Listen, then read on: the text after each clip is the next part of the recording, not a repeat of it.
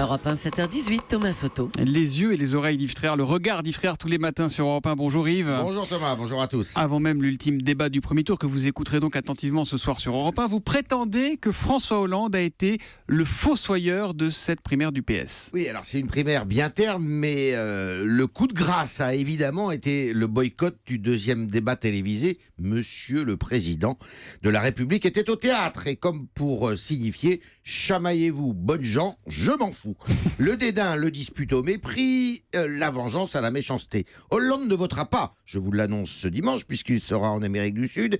Et on dit qu'il serait déjà en train de préparer son indisponibilité pour être aussi absent au second tour. Sachant qu'il n'est pas possible de voter par procuration. Exactement. Cet homme n'a pas plus de respect pour son parti, qu'il traite comme une vieille chaussette, qu'il n'en a eu pour les Français, qu'il a promené pendant 5 ans sur le chômage, la déchéance de nationalité et presque tous les sujets. Ah, ce n'est pas la classe d'Obama qui, lui, avait soutenu Hillary Clinton, son ancienne rivale, jusqu'au bout de la primaire démocrate. Bon, mais comment expliquez-vous cette attitude de François Hollande alors ? Eh bien, tout glisse sur Hollande. Et comme tout glisse sur lui, eh bien, tout lui échappe. On le dit calculateur, c'est faux. Il improvise tout, il n'anticipe rien. Résultat, il croyait pouvoir enjamber la primaire pour filer lui-même à la présidentielle, et il en a été empêché. Puis il pensait arriver comme une fleur à la primaire, et on l'a obligé à abdiquer. Valls, Péillon, Montebourg, Hamon, tous ces ministres remuants, certes, il imaginait pouvoir les dominer, mais par ses indécisions et ses lâchetés, il n'a pas su les gouverner, prévenir leurs désaccords, empêcher leur rébellion. Il a donc fini par tous se les mettre à dos. Aujourd'hui, Hollande est un homme vexé, blessé, humilié par son bilan humain et politique catastrophique qu'il n'a même pas le courage de s'avouer à lui-même et d'assumer pour sauver son parti qu'il envoie au casse-pipe.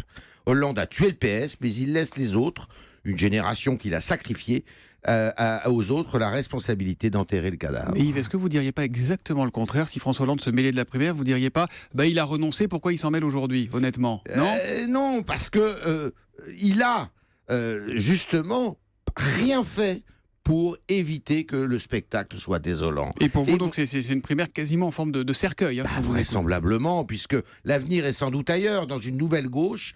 Alors avec Macron, nul ne le sait, mais si c'est lui, Macron réaliserait ce que Hollande aurait rêvé de réussir sans jamais le tenter, faute de volonté et de caractère, et Hollande ne ferait alors que voler au secours du succès du jeune homme. Voilà, donc ce troisième débat qui aura lieu ce soir, présenté par Fabienne Amias pour Europe 1, Léa Salamé et David Pujadas pour France 2, serait spécial dès 17h sur notre antenne. François Hollande qui regardera le débat visiblement à la préfecture des Ardennes. Il est en déplacement là-bas ce soir. Merci beaucoup.